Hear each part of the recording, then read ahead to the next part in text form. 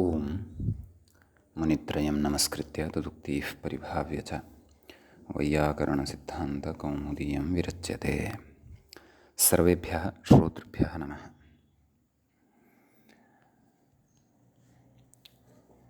अस्माभिः गतपाठे यद्यत् पठितं तद् एकवारं स्मरामः। वयं वैयाकरणसिद्धान्तकौमुदी इत्याख्यस्य ग्रन्थस्य तत्र अलुक्समासप्रकरणे भवामः। अस्य अलुक्समासप्रकरणस्य पञ्चमः पाठः गतपाठः प्रवृत्तः। तस्मिन् पाठे अस्माभिः क्रमशः एते विषयाः पठिताः। तत्र कारनाम्नि च प्राचां हलादौ इति सूत्रमादाय अस्माभिः चिन्तनं कृतम्। एतस्य सूत्रस्य उदाहरणानि यानि भवन्ति तेषाम् उदाहरणानामपि तत्र अर्थदृष्ट्या अपि अस्माभिः विस्तृतं चिन्तनं कृतं। ततः मध्यात् गुरौ इति तत्र सूत्रं पठितम्, अस्य उदाहरणं च दृष्टं, मध्ये गुरुः इति। ततः परम् अस्मिन् सूत्रे एव अन्ताच्च इति एकं सूत्रं वार्तिकं पठितम्, अन्ते गुरुः इति तस्य उदाहरणं पठितं। ततः परम् अमूर्धमस्तकात् स्वाङ्गादकामे इति किञ्चन सूत्रम् अस्माभिः तत्र आरब्धं, तस्य पदच्छेदः पदविभागादिकं दृष्टं, तस्य सूत्रार्थः केवलः अस्माभिः तत्र दृश्यमानः आसीत्, न सूत्रार्थः विचारितः। इदानीम् अस्मिन् सूत्रे अस्य तत्र उदाहरणादिकं सर्वमग्रे अस्माभिः द्रष्टव्यम् अस्ति। उदाहरणानि आदाय तत्र चर्चा कर्तव्या अस्ति। अस्तु, व्याख्यात्रा किमुक्तम्? अमूर्धमस्तकशब्दवर्जितात् स्वाङ्गवाचकात् सप्तम्याः अलुक् स्यात् इति, न तु कामशब्दे उत्तरपदे इत्यर्थः इति व्याख्यात्रा कृतः सूत्रार्थः अस्माभिः गतपाठे विचारितः।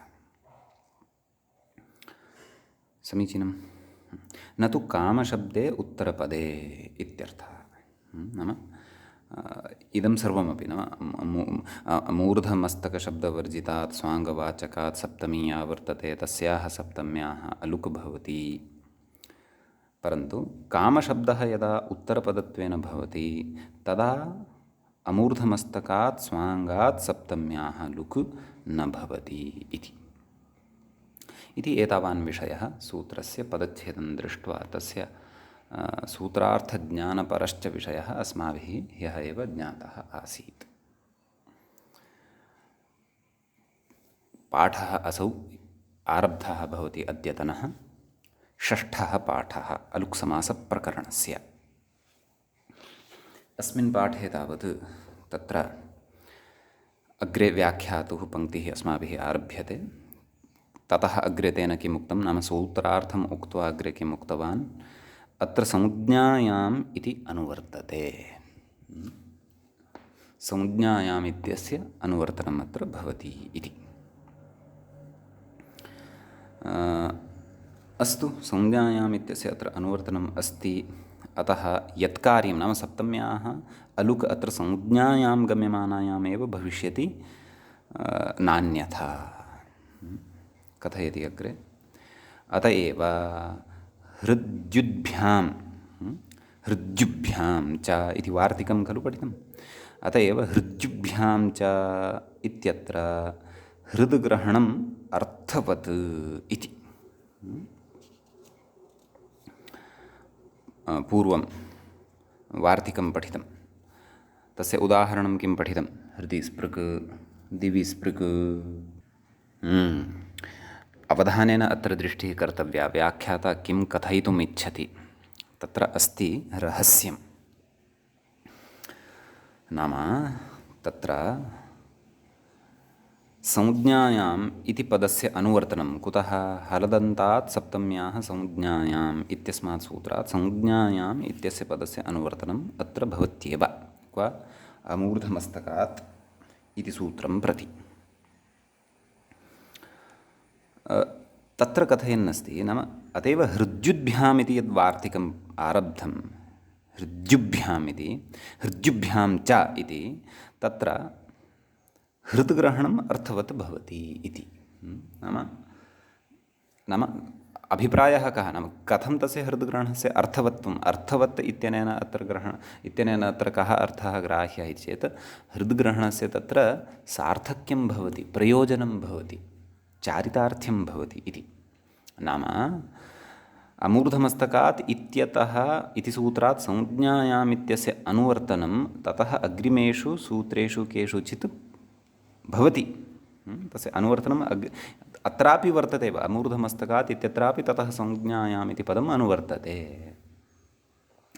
तत्र अस्माभिः हृद्युभ्याम् इति वार्तिकपठनसमये अपि उक्तमासीत् व्याख्यात्रा एव उक्तमासीत् मूले किम् असंज्ञार्थम् इति उक्तमासीत् खलु अतः तत्रापि एतेन एषः विषयः स्पष्टीकृतः नाम सूत्रेणैव सिद्धे नाम हृद्युभ्याम् इति वार्तिकस्य हृदि स्पृक् दिवि स्पृक् इत्यनयोः उदाहरणयोः रूपसिद्धिः हलदन्तात् इत्यनेनैव खलु जायते रूपसिद्धिः सम्पन्ना भवति तर्हि किमर्थं हलदन्तात् इत्यस्य तत्र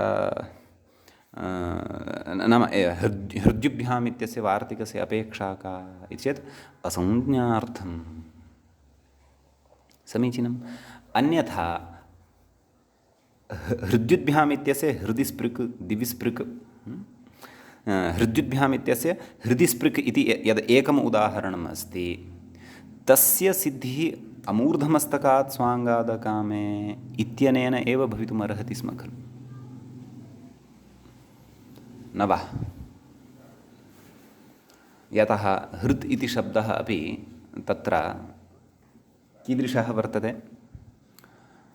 स्वाङ्गवाचकः वर्तते अतः अग्रे यः नियमः अधुना क्रियमाणः वर्तते अमूर्धमस्तकात् स्वाङ्गादकामे इति तेन नियमेन हृदि स्पृक् इत्यत्रापि अलुक् तेनैव खलु भवितुम् अर्हति परन्तु न कुतः यतः असंज्ञार्थं तत्र असंज्ञायां गम्यमानायाम् अपि लुक् भवतु तदर्थम् अस्य वार्तिकस्य पाठः अत्र कृतः इत्यर्थः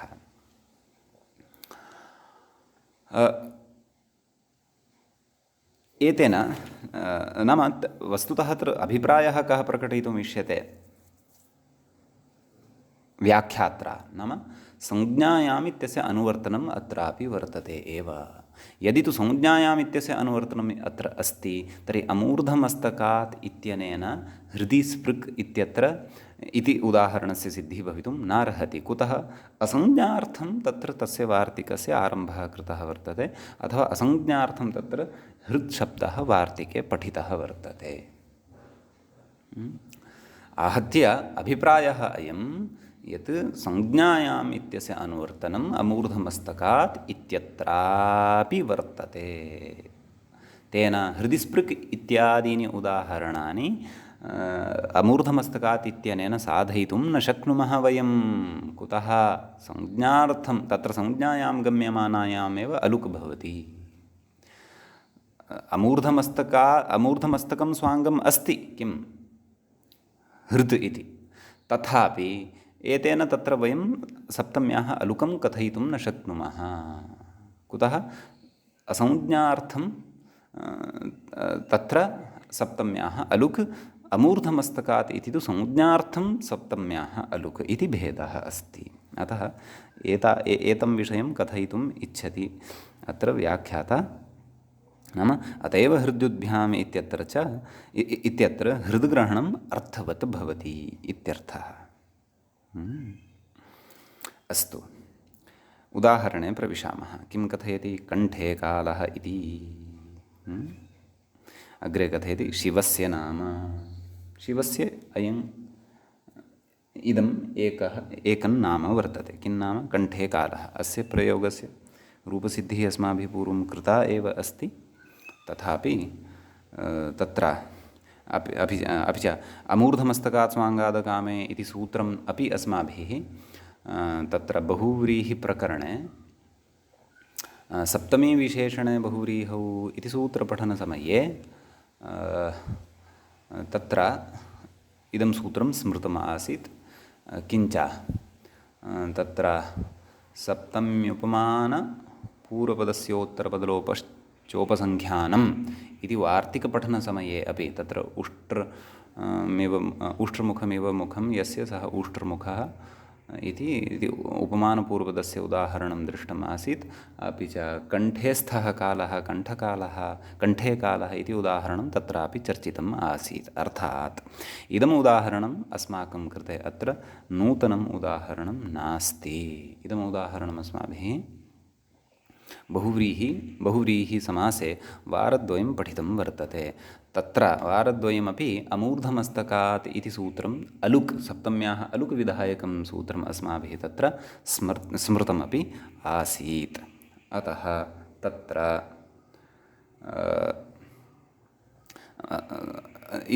तत् सूत्रं साक्षात् अधुना अस्माभिः एतद् उदाहरणमादाय पठ्यमानं वर्तते। अस्तु, कण्ठे कालः इति नाम शिवस्य नाम इत्युच्यते। तर्हि कथं रूपसिद्धिः? स्मरन्तु। कण्ठेस्थः कालः यस्य, एवं लौकिकविग्रहः खलु क्रियते स्म। कण्ठेस्थसु कालसु इति अलौकिकविग्रहः क्रियते स्म। प्रातिपदिकसंज्ञासु ब्लुक्, ततः परं सप्तम्युपमानपूर्वपदस्योत्तरपदलोपश्च इत्यनेन वार्तिकेन तत्र समासः अपि च पूर्वपदस्य उत्तरपदलोपश्च। पूर्वपदं किम् अस्ति अत्र? कण्ठे स्थः। तस्य उत्तरपदं किं वर्तते? स्थः। तस्य लोपः भवति। किम् अवशिष्यते? कण्ठे इति अवशिष्यते। कण्ठे काल कण्ठे काल तदेव कण्ठङि काल सु इत्यवस्थायां तत्र लुक् प्राप्तः भवति सुपोधातु प्रातिपदिकयोः इत्यनेन सूत्रेण। परन्तु सः लुक् न भवति। अमूर्धमस्तकात् स्वाङ्गादकामे इत्यनेन तस्य लुकः प्रतिषेधः क्रियते। एवं किल? अतः तत्र पश्यन्तु, मूर्धवाचकः नास्ति कण्ठशब्दः, न च मस्तकवाचकः अस्ति कण्ठशब्दः। अपि च तस्मात् परतः कामशब्दः अपि नास्ति, कालशब्दः अस्ति। अतः सप्तम्याः अलुक् भवति। कण्ठे कालः इति रूपं सिद्ध्यति इत्यर्थः। समीचीनम्। अग्रे गच्छामः। कण्ठे कालः इति अत्र उदाहरणं दृष्ट्वा भवन्तः यदि एकवारं पुनः गत्वा बहुव्रीहौ सप्तम्युपमानपूर्वपदस्योत्तरपदलोपश्च इति वार्तिकम् अथवा तद्वार्तिके व्याख्याने कृते विचारे एकवारं दृष्टिपातं कुर्वन्ति, अथवा अपि च तत्र सप्तमीविशेषणे बहुव्रीहौ इत्यत्र च कण्ठे कालः इति कृतं विचारं यदि सकृत् भवन्तः पुनः पश्यन्ति, तदा एतस्य सूत्रस्य तत्र इतोपि भवतां प्रयोजनं स्पष्टतां गच्छति। एवमपि भवतां सः विचारः स्पष्टतां गत एव वर्तते। तथापि तत्र प्रयुक्तं तत्र स्मृतं सूत्रं विस्तरेण अस्माभिः अत्र पठ्यमानं वर्तते, तावदेव। अस्तु, अग्रिमम् उदाहरणं पश्यामः। अग्रिमम् उदाहरणम् अस्ति उरसिलोमेति। कथयति व्याख्याता उरसिलोमेति, अर्थात् मूले उदाहरणं पश्यन्तु। मूले किम् उदाहरणं दत्तम्? उरसिलोमा इति। अग्रे कथयति नाम कण्ठे कालः इति यत् पूर्वम् उदाहरणं पठितं सापि कस्यचित् संज्ञा वर्तते। शिवस्य नाम अस्ति इति उक्तमेव। एवमेव उरसिलोमा इत्यपि कस्यचित् संज्ञा वर्तते। अतः कथयति अग्रे किं? कस्यचिन्नाम।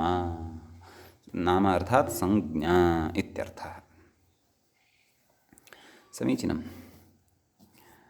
कथयति अग्रे अतएव ज्ञापकात् व्यधिकरणपदो बहुव्रीहिः इत्युच्यते।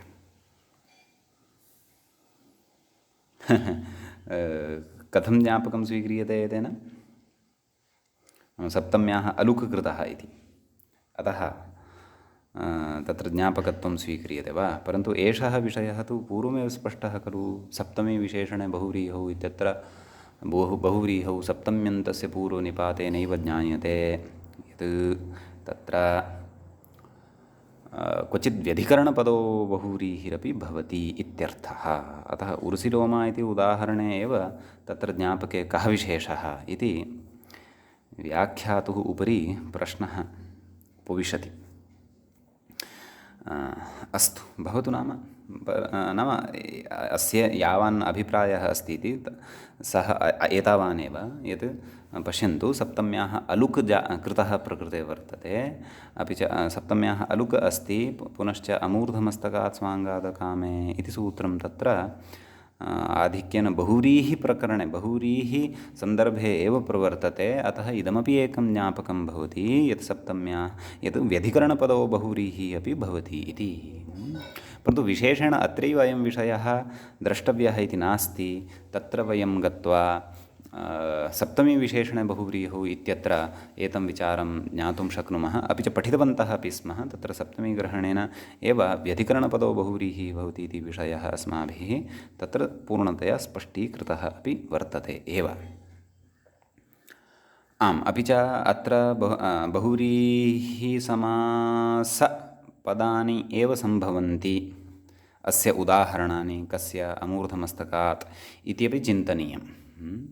प्रायः बहुव्रीहिसमासस्थानि एव उदाहरणानि स्युः इति कृत्वा मूले अपि ग्रन्थकारेण बहुव्रीहिसमासस्यैव उदाहरणद्वयं कण्ठेकारः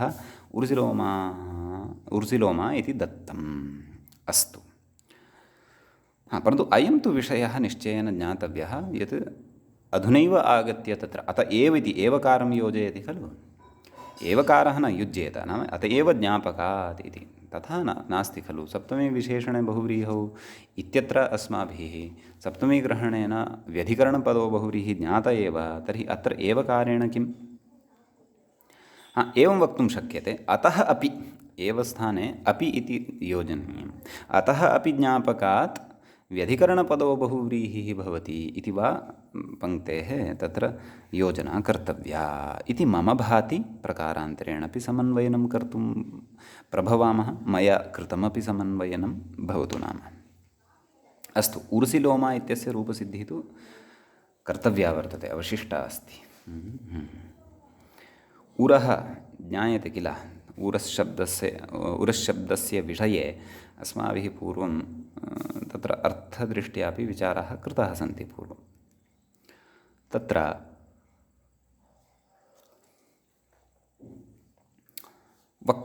वक्षोभागः उरः इत्युच्यते। तर्हि कथम् अत्र विग्रहः? उरसि लोमानि यस्य इति लौकिकविग्रहः। अलौकिकविग्रहः उरुस् ङि लोमन् जस्। समासः कः? समासः बहुव्रीहिसमासः, प्रातिपदिकसंज्ञा सुब्लुक्। अतः उरुस् सुब्लुकः प्राप्तिः। परन्तु लोमन् इत्यतः विहितः जस्तु लुप्यते। उरुस् इत्यतः विहिता या सप्तमी, सा सप्तमी न लुप्यते। कुतः? अमूर्धमस्तकात् स्वाङ्गादकामे इति निषेधात्। इति लुकः निषेधात्। अपि च अलुक् विधानात्। अलुकः विधानम् अस्ति, लुकः निषेधः अस्ति। अतः अलुकः विधानं भवति चेत् सप्तमी न लुप्यते, सप्तम्याः श्रवणं भवति इत्यर्थः। समीचीनम्।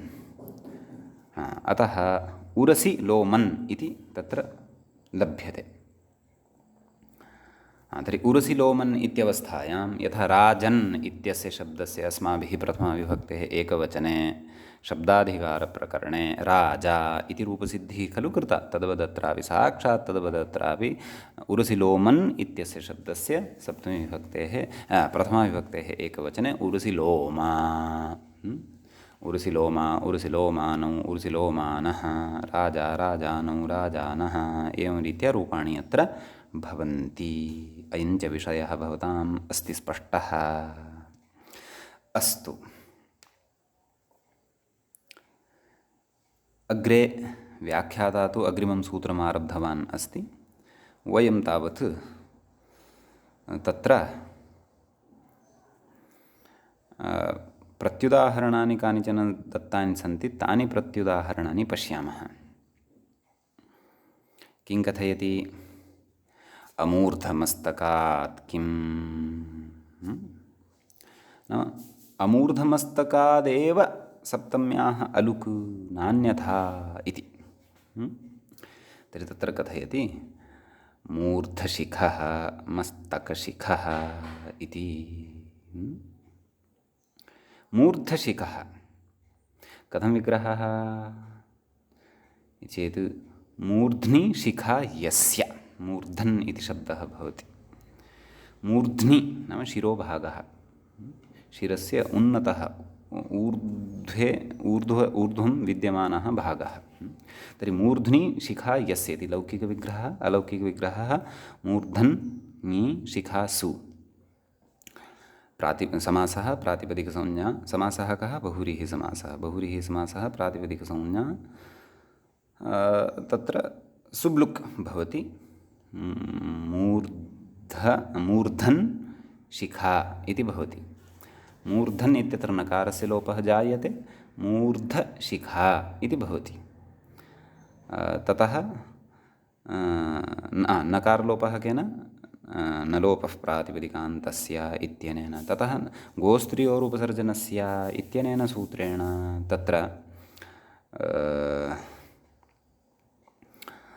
ह्रस्वः भवति। शिखा इत्यत्र विद्यमानः खकारोत्तरवर्तीयः आकारः तस्य स्थाने अ इति वर्णः आयाति। अतः मूर्धशिख इति सिद्ध्यति। सुसस्य ऋत्विसर्गे सति मूर्धशिखः। अत्र सप्तम्याः अलुक् अस्माभिः कर्तुं न शक्यते। कुतः न कर्तुं शक्यते इति चेत्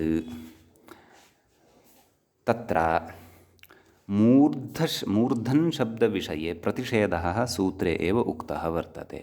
अमूर्धमस्तकात् स्वाङ्गात् नाम तादृशात् स्वाङ्गात् यदि सप्तमी विहिता वर्तते, यत् स्वाङ्गं मूर्धा वर्तते अथवा मस्तकं वर्तते, ततः सप्तम्याः अलुक् न, अपि तु लुक् एव भवति इत्यर्थः। समीचीनम्। एवञ्च तत्र इदं अस्मिन् प्रत्युदाहरणे सप्तम्याः लुक् एव भवति। एवमेव अग्रिमं प्रत्युदाहरणं मस्तकशिखः। साक्षात् यथा मूर्धशिखः इत्यस्य रूपसिद्धिः कृता, तद्वत् मस्तकशिखः इत्यस्यापि रूपसिद्धिः जायते। कथं विग्रहः? मस्तके शिखा यस्य सः मस्तकशिखः। सर्वाणि कार्याणि पूर्वदेव तत्र मस्तके इत्यस्मात् जाता या विभक्तिः ङि, तस्याः अमूर्धमस्तकात् स्वाङ्गादकामे इत्यनेन सूत्रेण अलुक् न भवितुम् अर्हति। कुतः? अमस्तकात् इति निषेधसामर्थ्यात्। अमूर्धमस्तकात् इति उक्तं खलु, तत्र मस्तकस्यापि निषेधः अस्ति। अतः ङि इति सप्तमी या वर्तते तस्याः लुक् एव भवति। अतः मस्तकशिखः इति प्रयोगः सिद्ध्यति। समीचीनम्।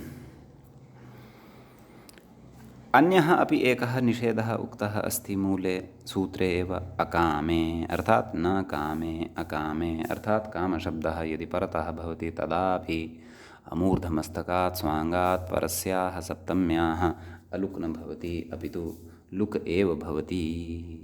तस्य उदाहरणं दत्तं। मुखे कामः अस्य मुखकामः इति। मुखे यस्य कामः भवति सः मुखकामः इति भवति। तर्हि अत्र पश्यन्तु, मुखशब्दात् सप्तमी अस्ति। बहुव्रीहि समासः एव पूर्ववत् नास्ति, तत्र भिन्नं परिवर्तनं किमपि। मुख ङि कामसु इत्यवस्थायां प्रातिपदिकसंज्ञा सुब्लुक् इत्यादिकं भवति। तत्र सुब्लुक् एव भवति, परन्तु यदि कामशब्दः सूत्रे नाम अकामे इति प्रतिषेधः यदि सूत्रे न कृतः स्यात्, तर्हि कामशब्दे परतः अपि अत्र स्वाङ्गवाचकः शब्दः यः वर्तते मुख इति, तस्मात् मुख इत्यस्मात् शब्दात् परस्याः सप्तम्याः तत्र अलुक् स्यात्। तेन मुखे कामः इति अनिष्टः प्रयोगः स्यात्। प्रयोगः तु अस्माकम् अपेक्षितः मुखकामः इत्येव। अतः तत्र अकामे इति निषेधबलात् तत्र अलुक् न प्रवर्तते, अपि तु लुक् एव भवति। अतः मुखकामः इति प्रयोगः सिद्धः भवति इति एतावान् विशेषः अस्मिन् सूत्रे वर्तते। अमूर्धमस्तकात् स्वाङ्गादकामे इत्यस्मिन्। अस्तु, इदानीं वयम् अग्रिमं सूत्रं प्रविशामः। अग्रिमं सूत्रं पठामः। अग्रिमं सूत्रम् एवं भवति: बन्धे च विभाषा इति। समीचीनं। बन्धे च विभाषा इत्यत्र पदच्छेदं पश्यामः, पदपरिचयं पश्यामः। बन्धे इति सप्तमी विभक्तेः एकवचनम् अस्ति। च इति औव्ययपदम् अस्ति। विभाषा इति प्रथमा विभक्तेः एकवचनम् अस्ति। समीचीनम्। आम्, तर्हि तत्र एतत् सूत्रं प्रति अनुवर्तनं कस्य कस्य पदस्य तद् एकवारं पश्यामः। हलदन्तात् सप्तम्याः संज्ञायाम् इत्यस्मात् सूत्रात् तत्र हलदन्तात् सप्तम्याः इति अनुवर्तते। अलुगुत्तरपदे इत्यस्य अधिकारः तु वर्तते एव। समीचीनं। सूत्रार्थः द्रष्टव्यः। तत्र बन्धे च विभाषा नाम सूत्रे एव सूत्रार्थः सन्निहितः वर्तते। व्याख्याता कथयति शेषपूरणेन सूत्रं व्याचष्टे इति। नाम शेषपूरणेन नाम अवशिष्टः यः भागः सूत्रस्य अर्थकरणाय सूत्रेण सह योजनीयः वर्तते, तमेव भागं योजयित्वा अनुवृत्त्यादिरूपं भागं योजयित्वा सूत्रार्थं करोति, व्याख्याति। व्याचष्टे व्याख्याति इत्यर्थः। किं व्याख्याति? मूले पश्यन्तु। सूत्रमस्ति बन्धे च विभाषा, ततः योजयति मूले हलदन्तात् सप्तम्याः अलुक्। एवं खलु? तर्हि आहत्य सूत्रार्थः कथम् अवगन्तव्यः? बन्धे च नाम बन्धे शब्दे परतः नाम बन्ध इति शब्दः यदा परतः भवति तदा विकल्पेन विभाषा नाम विकल्पतया विकल्पेन हलन्तात् अदन्तात् च सप्तम्याः अलुक् भवति इति। इदानीं विकल्पेन सप्तम्याः अलुक् भविष्यति। उदाहरणम् अस्ति हस्ते बन्धः इति। यत्र सप्तम्याः अलुक् जातः तत्पक्षीयम् इदम् उदाहरणम्। हस्तबन्धः इति यत्र सप्तम्याः लुक् जातः, एवम् उदाहरणद्वयं भवति।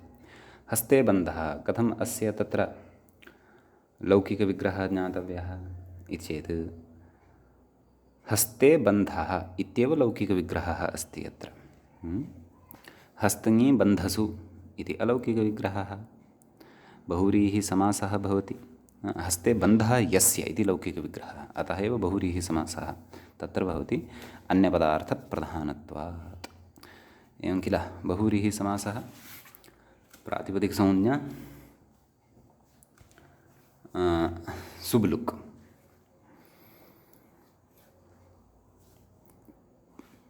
तत्र सुब्लुक् तत्र विकल्पेन भवति। नाम एकस्मिन् पक्षे अलुक् भवति, अपरस्मिन् पक्षे लुक् भवति। अथवा एवं वक्तव्यम्, अलुक् अत्र विकल्पेन भवति। एकस्मिन् पक्षे अलुक् भवति, अपरस्मिन् पक्षे अलुक् न भवति, परन्तु लुगेव भवति इति। यस्मिन् पक्षे सप्तम्याः अलुक् भवति तत्र तु हस्ते बन्धः इति सिद्ध्यति। यस्मिन् पक्षे लुक् भवति तत्र हस्तबन्धः इति सिद्ध्यति, नास्ति क्लेशः। नाम हस्तः, हस्ते यस्य बन्धनं वर्तते, बन्धविशेषः वर्तते। यथा एते भवन्ति खलु आरक्षकाः, यदा चौरादीन् गृह्णन्ति, गृहीत्वा नयन्ति, अतः ते चौराः अस्माभिः वक्तुं शक्यन्ते। एते चोराः हस्ते बन्धाः सन्ति, नाम हस्ते बन्धाः सन्ति येषां ते हस्ते बन्धाः अथवा हस्तबन्धाः इति। समीचीनम्। हलदन्तादेव एषा व्यवस्था अस्ति इति कृत्वा तत्र अग्रे प्रत्युदाहरणविषये अपि चर्चा भविष्यति, परन्तु व्याख्याता किं कथयति? हस्ते बन्ध इति संज्ञायाम् इति सप्तमी तत्पुरुषोऽयम्। आम्, संज्ञायाम् इत्यस्यापि अत्र अनुवर्तनं बालमनोरमाकारः तत्र अङ्गीकुर्वन् वर्तते। संज्ञायाम् इति अत्र अनुवर्तते। तर्हि संज्ञायाम् इति अनुवर्तते, तर्हि एतेन तु बहुव्रीहिः न अनुमतः, एतेन तु अत्र सप्तमी तत्पुरुषः अनुमतः। अस्तु, सप्तमी तत्पुरुषः यदि तर्हि अपि संज्ञाम् अत्र कथयन् अस्ति, नाम कस्यचित् संज्ञायां गम्यमानायाम् एव एषः विषयः। तर्हि संज्ञा यदि गम्यमाना वर्तते, सप्तमी तत्पुरुषश्च तत्र यदि आश्रयणीयः, तर्हि सप्तमी तत्पुरुषे पठितेन संज्ञायाम् इति सूत्रेण तत्र तत्पुरुषसमासः वक्तव्यः इत्यर्थः। बहुव्रीहि समासपक्षे अपि शक्यते, यथा अस्माभिः पूर्वं साधितं भवतु। तच्च विवक्षाधीनं भवति। अस्माकं बहुव्रीहेः विवक्षा यदि वर्तते तर्हि तथापि समासः सम्भवति, तत्पुरुषस्य यदि विवक्षा वर्तते तर्हि तथापि समासाः सम्भवन्ति, परन्तु सर्वत्र न। क्वचित्तु विशिष्टा मर्यादा एव आश्रयणीया भवति। यथा कृष्णस्य समीपम् उपकृष्णं, तत्र उप अपि च कृष्ण इति शब्दद्वयमादाय तत्पुरुषस्य विवक्षा न कर्तुं शक्यते।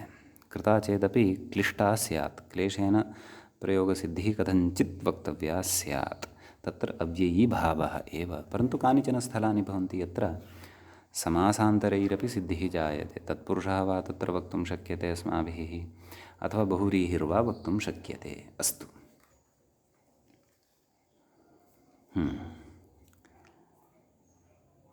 अग्रे किं कथयति? अस्मिन् सूत्रे इतोपि कश्चन विचारः क्रियमाणः अस्ति व्याख्यात्रा। नाम संज्ञायाम् इति सप्तमी तत्पुरुषः अयम्। अग्रे कथयति, इह तत्पुरुषः इति सम्बध्यते। एवं खलु, बन्धे च विभाषा इति त्रयोदशं सूत्रं वर्तते। अग्रे सूत्रं वर्तते चतुर्दशं, तत्पुरुषे कृतिबहुलम् इति। अस्तु, तर्हि कथयति, इति इह तत्पुरुषे इति सम्बध्यते। बन्ध इति घञन्तं, समीचीनं। बन्ध इत्यत्र घञ इति प्रत्ययः वर्तते, धातोः विहितः। कथयति, अन्यत्र तु नेन् सिद्धबध्नातिषु च इति निषेधः इति स्पष्टं भाष्ये। एकं सूत्रम् अचिरेण अस्माभिः पठिष्यते अग्रे। नेन् सिद्धबध्नातिषु च, तस्य अर्थः कः? इन्नन्तादिषु सप्तम्याः अलुक् न इति। इन्नन्तादिषु नाम तत्रैव इन् सिद्ध अपि च बन्ध इति धातुः, एतेषु परतः सप्तम्याः लुक् न भवति, अलुक् न भवति, अर्थात् लुगेव भवति इति तेन सूत्रेण उच्यते, नेन् सिद्धबध्नादिषु इत्यनेन। तर्हि कथयति, नाम भाष्यस्य कञ्चन विचारमत्र कथयन्नस्ति व्याख्याता। नाम अत्र तत्पुरुषे इत्यस्य प्रकृते सम्बन्धः वर्तते इति, तत्सम्बध्यते इति। बन्ध इति घञन्तं वर्तते। अस्तु, तदुक्तम्। अन्यत्र तु नेन् सिद्धबध्नादिषु इति निषेधः भवति, नाम अग्रे निषेधः अस्माभिः अचिरेणैव पठिष्यते। अतः अन्यत्र नाम तत्र नेन् सिद्धबध्नादिषु इत्यत्र केचन विषयाः पठिताः वर्तन्ते। इन्नन्तानां विषये तत्र उक्तं वर्तते। बन्ध इति धातोः च तत्र कश्चन विषयः उक्तः वर्तते। सिद्धशब्दे परतः अपि तत्र सप्तम्याः अलुक् न भवति इत्यपि तत्र उक्तं वर्तते। एवं किल। तथा च बन्धे च विभाषा इत्यत्रापि बन्ध इति शब्दः परतः वर्तते, तत्रापि बन्धधातुः एव वर्तते खलु। बन्धधातोः तत्र घञ् प्रत्यये सति बन्धशब्दः सिद्धः भवति, एवं खलु। अतः बन्धधातुः तत्र परतः भवति इति कृत्वा तत्र विशेषविधिसामर्थ्यात् तत्र नेन्सिद्धवदनादिषु इत्यस्य प्रवृत्तिः प्रकृते न भवति। नाम विकल्पकथनाय नेन्सिद्धवदनादिषु इत्यस्य सूत्रस्य प्रवृत्तिः न भवति। कुतः? वस्तुतः प्रवृत्तिरपि कुतः? यतः नेन्सिद्धवदनादिषु इत्यस्य कश्चन विषयः अत्र अस्ति। कः? बन्धधातुः बध्नाति इति तत्र ष्टिपानिर्देशः अस्ति। तेन ष्टिपानिर्देशेन बन्ध इति धातुः गृह्यते। तथा चेत् प्रकृतेपि निषेधः खलु स्यात्, विकल्पोऽपि तर्हि न स्यात् इति चेत् तथा न। सः तस्य तु अन्यत्र चारितार्थ्यं वर्तते। अन्येषु प्रयोगेषु तस्य चारितार्थ्यम् अस्माभिः चक्रबद्धः इत्यादिषु प्रयोगेषु अग्रे अवलोकयिष्यते। अतः बद्धशब्दस्य विषये क्तान्तशब्दः बद्ध यः अस्ति बन्धधातोः, तत्रैव तस्य प्रवृत्तिः। बन्धधातोः घञन्तः प्रयोगः यः वर्तते बन्ध इति, तत्र तु तस्य प्रवृत्तिः नास्ति। बन्धे च विभाषा इति विशेषसामर्थ्यबलात् इति।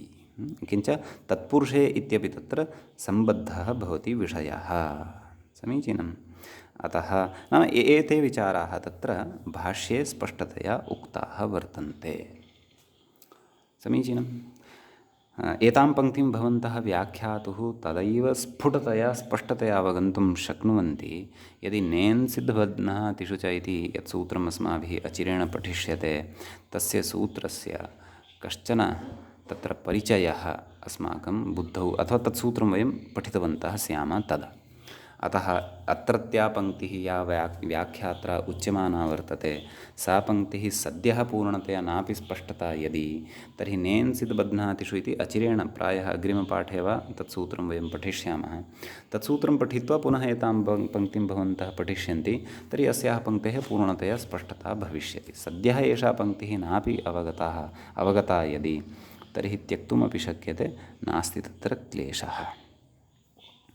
भवतु इति एतावान् विषयः अस्मिन् सूत्रे वर्तते। किमपि प्रत्युदाहरणं दत्तं वा तदपि आदौ एकवारम् अस्माभिः द्रष्टव्यं वर्तते प्रत्युदाहरणम्।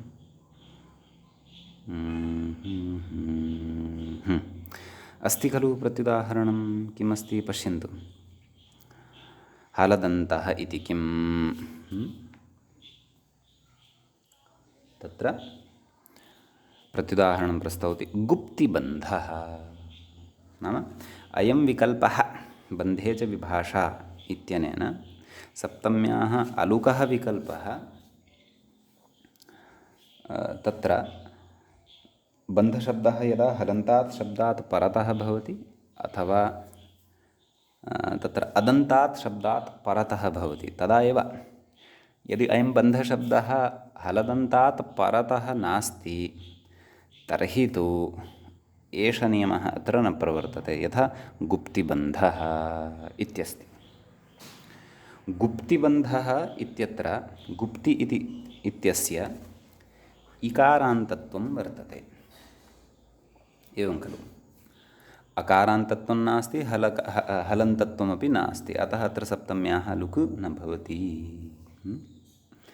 गुप्तौ बन्धः इत्यपि वक्तुं शक्यते, अथवा गुप्तौ बन्धः यस्य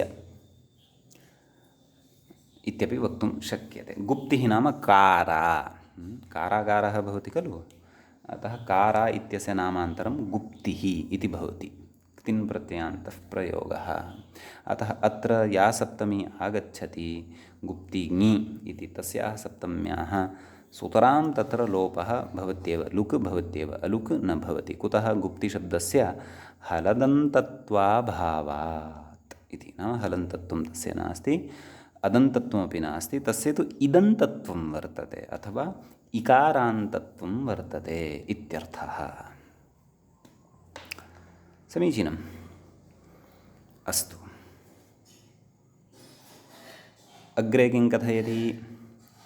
समाप्तः। मूले अपि एतद् सूत्रसम्बद्धः विचारः समाप्तः। अधुना वयम् अग्रिमं सूत्रं प्रविशामः। अग्रिमं सूत्रं वर्तते तत्पुरुषे कृतिबहुलम् इति अस्ति। सूत्रस्यास्य पदच्छेदः अस्ति द्रष्टव्यः आदौ। तत्र तत्पुरुषे सप्तमी विभक्तेः एकवचनं भवति। कृति इत्यपि सप्तमी विभक्तेः एकवचनम् एव अस्ति कृत् इति शब्दस्य। ततः बहुलम् इति प्रथमान्तं नपुंसकलिङ्गे वर्तते। प्रथमाविभक्तेः एकवचनम् अस्ति इत्यर्थः। समीचीनं। तर्हि सूत्रार्थः द्रष्टव्यः। सूत्रकारेण मूले ग्रन्थकारेण तु सूत्रार्थः नोक्तः। अवश्यं व्याख्याता किमपि कथयिष्यति। पश्यन्तु, कथयन्नस्ति। तत्पुरुषे नाम तत्पुरुषसमासे, तत्पुरुषो नाम समासविशेषः तावदेव। यतः तत्पुरुष इति काचित् संज्ञा अस्माभिः पठिता वर्तते, सा च समासस्य संज्ञा। अस्तु, महदेव प्रकरणं किञ्चन तत्पुरुषसमासस्य अस्माभिः पठितम् अस्ति। भवतु। तर्हि तत्पुरुषे सप्तम्याः बहुलम् अलुक् इत्युच्यते। बहुलम् अलुक् स्यात् कृदन्ते उत्तरपदे परतः इति अहं स्वपक्षात् वदन् अस्मि। कृदन्ते उत्तरपदे परतः संज्ञायाम् इति, संज्ञायां गम्यमानायामेव एषः विषयः। समीचीनं। तर्हि किं किम् अपेक्षितं पश्यन्तु। तत्पुरुषसमासः अपेक्षितः। उत्तरपदं कीदृशम् अपेक्षितं? कृदन्तमेव अपेक्षितं। सः अर्थः कुतः लभ्यते? कृति इत्यस्मात्। तत्पुरुषे एव अयं सप्तम्याः अलुक् इति अर्थः कुतः लभ्यते? तत्पुरुषे इति पदात्। समीचीनं। सप्तम्याः बहुलम् अलुक् भवति। अत्र विकल्पः न उच्यते, बहुलम् इत्युच्यते। बहुलस्य चतुरः अर्थान् वयं जानीमः एव। क्वचित् प्रवृत्तिः, क्वचिदप्रवृत्तिः, क्वचित् विभाषा, क्वचिदन्यदेव, विधेर्विधानं बहुधा समीक्ष्य चतुर्विधं बाहुलकं वदन्ति इति जानीमः वयम्। असकृत् चर्चा कृता अस्ति, अतः बहुलम् अत्र व्याख्यातव्यम् इति नास्ति। अस्तु। तर्हि इति सूत्रार्थः। भवतु, उदाहरणं पश्यामः। किमस्ति उदाहरणं? स्तम्भे रम इति मूले दत्तं। स्तम्भे रमः। अत्र कथं रूपसिद्धिः कर्तव्या इति चेत्, स्तम्भे रमते एवं खलु इति लौकिकविग्रहः कर्तव्यः। समीचीनं। स्तम्भङि रमधातुः उपपदसमासः समर्थव्यः। इदानीं कुम्भं करोति इति कुम्भकारः इतिवत् अत्रापि तादृशः एव उपपदसमासप्रसङ्गः वर्तते। साक्षात् तथा तु न, किञ्चित् भिन्नः। अस्तु। तर्हि स्तम्भे रमते इत्यत्र इति लौकिकविग्रहः। ततः अग्रिमा प्रक्रिया कथम् आरभ्यते? स्तम्भङि रम, रमूपरमे इति धातोः, रम इति धातोः तत्र अच् इति प्रत्ययः विधीयते। केन सूत्रेण? तदस्माभिः कृदन्तप्रकरणे सूत्रं पठिष्यते। स्तम्भकर्णयोरमिजपोः इत्यनेन सूत्रेण तत्र स्तम्भ उपपदे सति रम धातोः अच् प्रत्ययः। का स्थितिः जायते? स्तम्भङि रम अचः अवशिष्यते।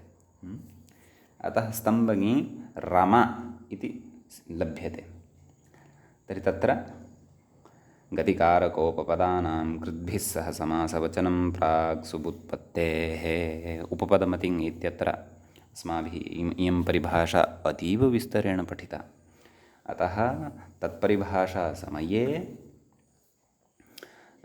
भवन्तः तत्र पठितानि उदाहरणानि अपि स्मरेयुः। अतः एतया परिभाषया अथवा एतेन न्यायेन प्रकृते सुबुत्पत्तेः प्रागेव तत्र समासवचनं क्रियते। समीचीनं। नाम नियमः एतेन क्रियते, समासस्तु उपपदमतिङ् इत्यनेन एव भवति। अयञ्च नियमः कुतः क्रियते? तस्य प्रयोजनम् अस्माभिः व्याघ्री कच्छपी अश्वक्रीति इत्यादिषु विस्तरेण पूर्वं पठितं। तदपि अत्र अनपेक्षितत्वान्न उच्यते, भवन्तः जानन्ति। अस्तु, यदि जिज्ञासा जायमाना अस्ति तर्हि तत्रैव गत्वा पुनः दृष्ट्वा आगच्छन्तु, कः क्लेशः? इतोपि भवतां दृढः सः विषयः भवतु। अस्तु, आम्, तर्हि किम्? तर्हि स्थितिः का वर्तते? स्तम्भ ङी रम। तर्हि सुबुत्पत्तेः प्रागेव समासः जातः खलु। तर्हि स्थितिः का वर्तते? स्तम्भ ङी रम इति खलु। तत्र समासः प्रातिपदिकसंज्ञा सुब्लुक् प्राप्तः। सुब्लुक् प्राप्तः, परन्तु तत्पुरुषे कृतिबहुलम् इत्यनेन सूत्रेण अत्र बहुलग्रहणसामर्थ्यात् तत्र सप्तम्याः अलुक् विधीयते। क्वचित् प्रवृत्तिः इति बहुलस्य अर्थं पुरस्कृत्य सप्तम्याः अत्र अलुकं वयं कुर्मः। अतः सप्तमी श्रूयते। स्तम्भे रमा इति लभ्यते। ततः विशिष्टत्वात् सुप्रत्ययः सस्य ऋत्वे विसर्गे सति स्तम्भे रमः इति रूपं सिद्ध्यति इत्यर्थः। समीचीनं। पक्षे क्वचित् अप्रवृत्तिः इति बहुलस्य अन्यम् अर्थं स्वीकृत्य क्वचित् प्रवृत्तिः नापि भवति। अतः सप्तम्याः अलुकः क्वचित् प्रवृत्तिः पक्षे अपरस्मिन् पक्षे एव अथवा क्वचित् प्रयोगं दृष्ट्वा तत्र अलुक् नापि भवति। अतः स्तम्भरमः, तत्र अलुक् न भवति, नाम लुगेव भवति। अतः स्तम्भरमः इत्यपि प्रयोगः भवति इत्यर्थः। व्याख्याता किं कथयन्नस्ति तत् पश्यामः एकवारं। तत्पुरुषे अस्तु सूत्रार्थः दृष्टः। अधः व्याख्या उदाहरणस्य अर्थं कथयन्नस्ति। स्तम्भे रम इति पश्यन्तु। तृणसमूहः स्तम्भः, एवं खलु। तृणानां समूहः स्तम्भः इत्युच्यते। तस्मिन् रमते इति स्तम्भे रमो हस्ति। तर्हि स्तम्भे रमः कः भवति? हस्ती भवति, अर्थात् गजः भवति इत्यर्थः। अग्रे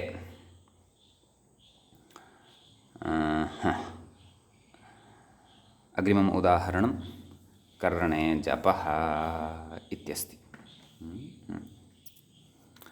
तत्रापि उदाहरणद्वयं। किं? कर्णे जपः, कर्णजपः इति।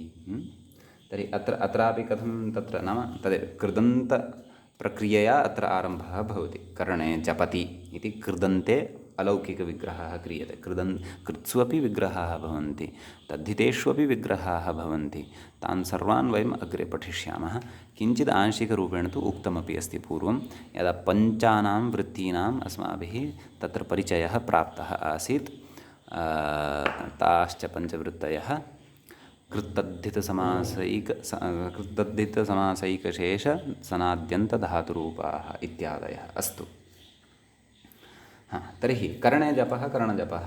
तर्हि तत्र कर्णे जपति इति लौकिकविग्रहे कर्णङि जप इति धातोः तेनैव सूत्रेण, केन? स्तम्भकर्णयोरमिजपोः इत्यनेन सूत्रेण तत्र अच् इति प्रत्ययः भवति। तर्हि कर्णङि जप जप, कर्णङि जप इति अवस्थायां कृद्भिः सह समासवचनं प्राग् सुबुत्पत्तेः इति नियमानुसारम् इति न्यायसाहाय्येन अथवा इति न्यायस्य प्रवृत्त्या उपपदमतिङ् इत्यनेन सूत्रेण समासः।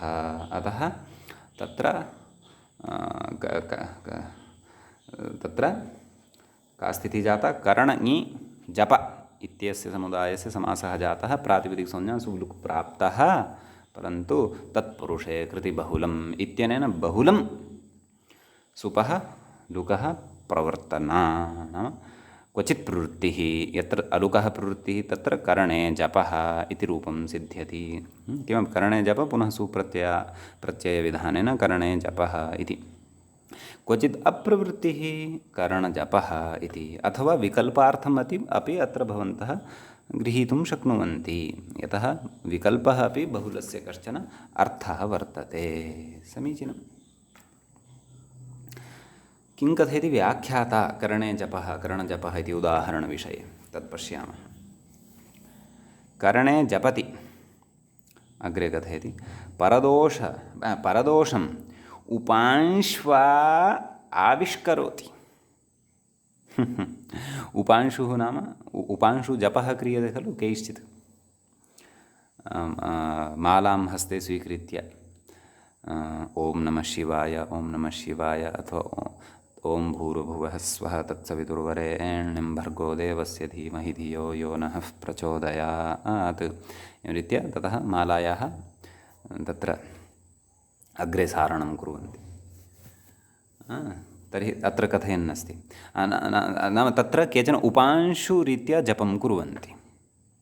उपांशुः नाम ओष्ठस्य अथवा तत्र जिह्वायाः किञ्चित् चालनं क्रियते। नाम जिह्वोष्ठयोः ईषदिव तत्र चालनं भवति। तत्र उच्चैः शब्दः न उच्यते, न च अतीव मन्दरीत्या अपि तत्र शब्दस्य तत्र कथनं भवति। अस्तु, तर्हि तत्र किं कथयति नाम करणे जपः इत्यस्य रुचिकरम् अर्थं कथयति। करणे जपति अर्थात् परदोषम् उपांश्वा आविष्करोति। नाम उपांश्वा नाम यत् वयं हिंदी भाषायां वदामः खुसपुस खुसपुस करके कान में कुछ भी कुछ बोलता है, नाम उपांश्वा आविष्करोति। सः करणे जपः भवति। नाम पिशुनः पैशुन्यं यः करोति, पिशुनः नाम चुगल्खोर् इति हिन्द्याम् अथवा उर्दू भाषायां कथयन्ति। चुगली यः करोति, चुगली इति हिन्दी शब्दः, परन्तु अधिकस्पष्टतायै यत्र मया उक्तं सः करणे जपः। अथवा अन्यः अपि करणे जपः भवितुम् अर्हति। कः? मशकः। मशकः अस्माकं सर्वादौ कर्णस्य सविधे आगत्य टूँ एवं करोति, ततः दशनं करोति। अतः करणे आगत्य जपति अयमपि मशकः इति कृत्वा मशकः अपि करणे जपः भवितुम् अर्हति। अतः पिशुनमशकयोः समानः एव किञ्चित् स्वभावः भवति। अस्तु, भवतु। अग्रे कथयति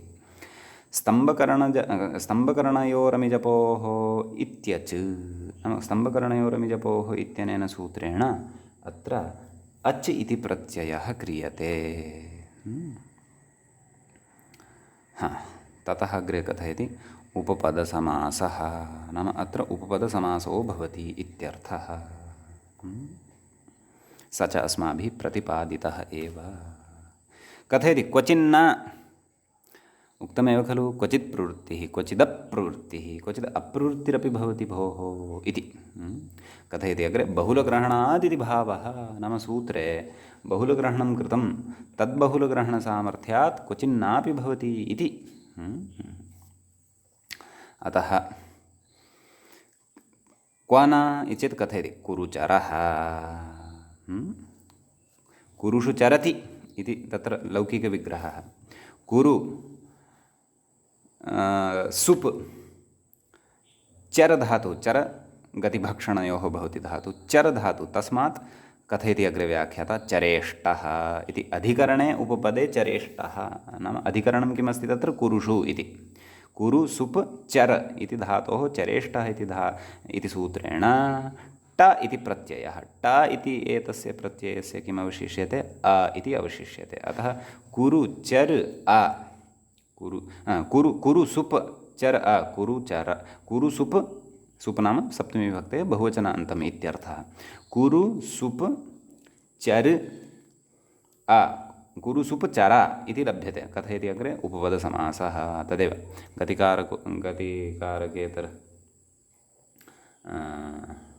गतिकारकोपपदानां कृद्भिः सह समासवचनम् इत्यादि परिभाषया उपपदमतिङ् इत्यनेन तत्र समासः उच्यते। नाम उपपदसमासः भवति इत्यर्थः। समीचीनम्। अतः प्रकृते बहुलग्रहणसामर्थ्यात् अत्र सप्तम्याः अलुक् न भवति, अपि तु लुगेव भवति। अतः कुरुचरः इति प्रयोगः सिद्ध्यति। उपपदसमासः अस्ति इति कथयति। अग्रे यद्यपि हलदन्तात् इत्यनुवृत्त्या एव सिद्धम् इदम्। एवं खलु? किं कुरुचरः इति। कुरुचर इत्यत्र हलन्तत्वं नास्ति। कस्य? कुरु इत्यस्य। अदन्तत्वमपि नास्ति, अतः हलदन्तात् इत्यस्य अनुवृत्तिः तत्पुरुषे कृति बहुलम् इत्यत्र अस्ति चेत् पर्याप्तम्। अतः कुरुचरः इत्यत्र सप्तम्याः अलुक् न प्राप्नोति, लुगेव भवति। अतः हलदन्तात् इति अनुवृत्त्या एव इदं सिद्धं। हलदन्तात् इति च अनुवर्तनं कुतः भवति? हलदन्तात् सप्तम्याः संज्ञायाम् इत्यस्मात्। समीचीनं। यद्यपि तेनैव भवति, तथापि बहुलग्रहणादेव सिद्धे हलदन्तात् इति नानुवर्तनीयम् इति भावः। नाम बहुलग्रहणादेव अत्र सिद्धिर्जायते, अतः हलदन्तात् इत्यस्य अनुवर्तनम् अत्र न कर्तव्यं। तेन किं ज्ञायते? तेन इदं ज्ञायते यत् क्वचित् हलदन्तरहितस्थलात् अथवा हलदन्तरहितशब्दात् क्वचित् सप्तम्याः हलदन्तरहितशब्दादपि क्वचित् सप्तम्याः अलुक् भवति, परन्तु इति अस्य व्याख्यातुः विवरणानुसारं ज्ञायते। भाष्यस्य अत्र का दृष्टिः? तदर्थं तु भाष्यमेव द्रष्टव्यं भवति, अथवा तादृशः प्रयोगः अपि यदि स्वपक्षात् व्याख्याता एतं सिद्धान्तं लिखन् अस्ति, तर्हि व्याख्यात्रा तत्र न्यूनातिन्यूनम् इदमपि अवश्यं वक्तव्यं यत् तत्र बहुलग्रहणादेव सिद्धे तत्र नानुवर्तनीयं। तर्हि बहुलग्रहणात् ग्रहणसामर्थ्यात् तत्र किं तादृशः अपि अन्यः प्रयोगः भवितुम् अर्हति वा? यस्मिन् प्रयोगे पूर्वपदस्य हलदन्तत्वाभावः वर्तते, तथापि सप्तम्याः अलुक् दृश्यमानः वर्तते इति स्यात्, न जानीमः। अतः तादृशप्रयोगस्य तु अन्वेषणाय प्रयत्नः कर्तुं शक्यते। यदि प्रयोगः न लभ्यते तर्हि प्रकृते व्याख्यातुः रीत्या समन्वयनम् अस्माभिः कर्तव्यमेव। तस्मिन् समन्वयने स्वकीयः अङ्गीकारः अपि अस्माभिः नूनमेव प्रदर्शनीयः एव। समीचीनम्। इति एतावान् विषयः तत्पुरुषे कृतिबहुलम् इति सूत्रस्थः वर्तते। समीचीनम्।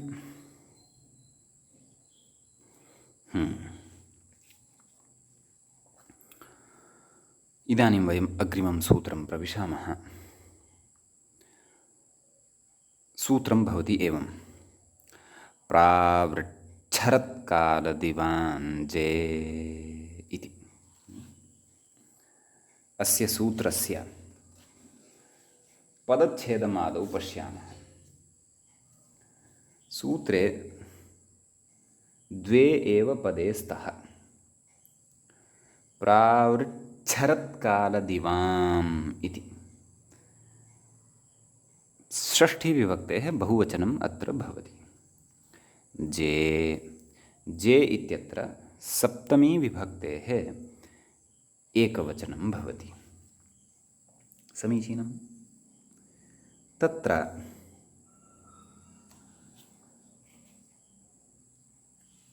मूले तु तावत् साक्षात् उदाहरणानि एव दत्तानि, सूत्रार्थः न कृतः। अस्माभिः सूत्रार्थः कर्तव्यः। तदर्थं प्रावृच्छरत्कालदिवान् इत्यस्य पदस्य विग्रहः कर्तव्यः। समस्तपदमिदम्, अतः विग्रहेण अस्य अन्तः विद्यमानानि अवान्तरपदानि ज्ञातव्यानि। प्रावृट् च, शरत् च, कालश्च, दिव् च, तेषां प्रावृच्छरत्कालदिवः, तेषां प्रावृच्छरत्कालदिवां षष्ठीविभक्तेः बहुवचनम्। तमेव जे इत्यत्र जे इति ज इत्यस्य सप्तमी विभक्तेः एकवचनं भवति। समीचीनम्। इति विग्रहः। अत्र हलदन्तात् सप्तम्याः संज्ञायाम् इत्यस्मात् सूत्रात् सप्तम्याः इत्यस्य अनुवर्तनं भवति। सम्यक्। अलुगुत्तरपदे इत्यस्य च अत्र अधिकारः वर्तते एव। अतः सूत्रार्थः अस्ति द्रष्टव्यः। व्याख्यात्रा सूत्रार्थः अस्ति क्रियमाणः। किं कथयन् अस्ति तत् पश्यन्तु। प्रावृट् शरत् कालदिव येषां नाम एते ये सन्ति चत्वारः शब्दाः अत्र पठिताः प्रावृट् शरत् काल दिव येषां सप्तम्याः अलुक् स्यात् ज शब्दे परे संज्ञायाम् इत्यर्थः इति अद्यतनपाठे अस्मिन् अस्माभिः प्रावृट्छरतकालदिवाञ्जे इत्यस्य सूत्रस्य केवलः सूत्रार्थः एव चर्चितः, तस्य पदविभागादिकमपि चर्चितम्। इतः परं तस्य सूत्रस्य किम् उदाहरणं भवति तत्सर्वं वयम् अग्रिमे पाठे पठिष्यामः। अधुना अस्य पाठस्य प्रवृत्तस्य षष्ठस्य पाठस्य अत्रैव समयः समाप्तिं याति, अतः वयम् अत्रैव मङ्गलं कुर्मः। मुनित्रयं नमस्कृत्य तदुक्तिः परिभाव्य च वैयाकरणसिद्धान्तकौमुदीयं विरच्यते। सर्वेभ्यः श्रोतृभ्यः नमः।